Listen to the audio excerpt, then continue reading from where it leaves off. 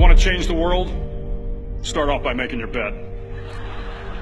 If you make your bed every morning, you will have accomplished the first task of the day. It will give you a small sense of pride, and it will encourage you to do another task, and another, and another. And by the end of the day, that one task completed will have turned into many tasks completed.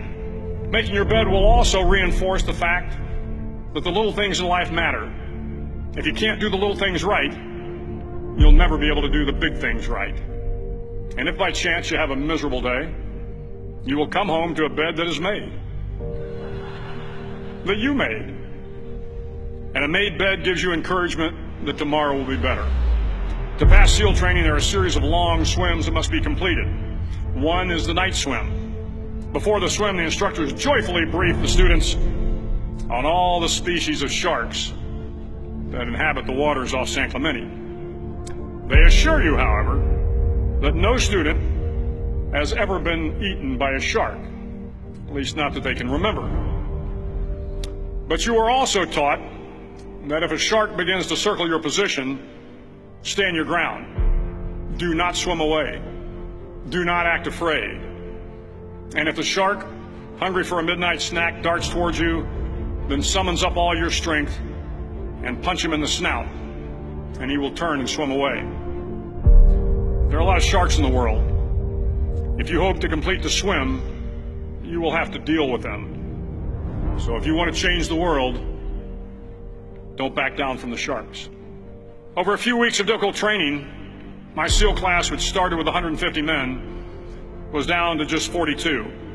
There were now 6 boat crews of 7 men each.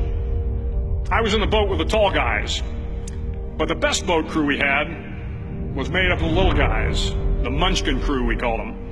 No one was over 5'5". The Munchkin boat crew had 1 American Indian, 1 African American, 1 Polish American, 1 Greek American, 1 Italian American, and 2 tough kids from the Midwest.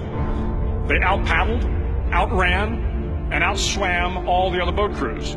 The big men in the other boat crews would always make good-natured fun of the tiny little flippers the Munchkins put on their tiny little feet prior to every swim.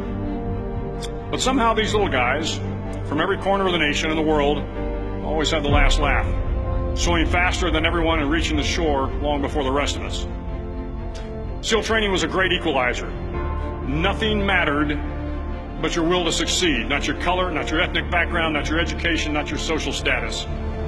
If you want to change the world, measure a person by the size of their heart, not by the size of their flippers. The 9th week of training is referred to as Hell Week.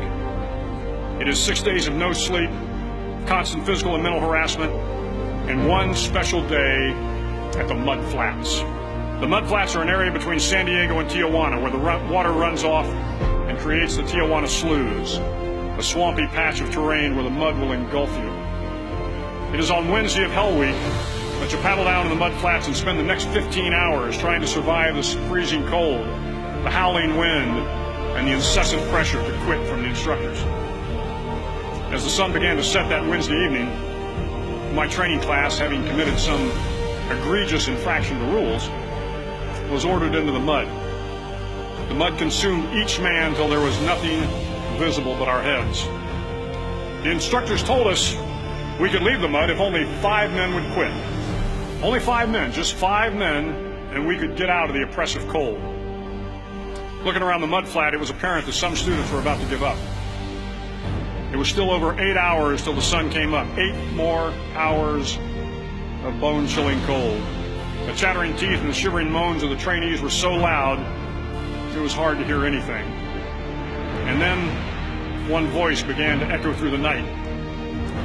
One voice raised in song. The song was terribly out of tune, but sung with great enthusiasm. One voice became 2, and 2 became 3, and before long, everyone in the class was singing.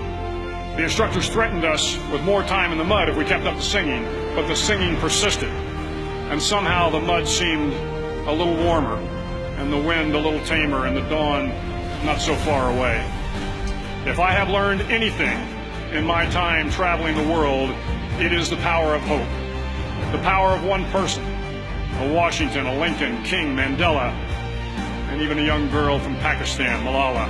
One person can change the world by giving people hope.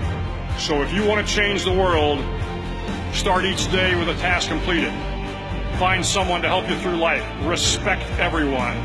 Know that life is not fair and that you will fail often. But if you take some risks, step up when the times are the toughest, face down the bullies, lift up the downtrodden, and never, ever give up. If you do these things, the next generation and the generations that follow will live in a world far better than the one we have today. And what started here will indeed have changed the world for the better.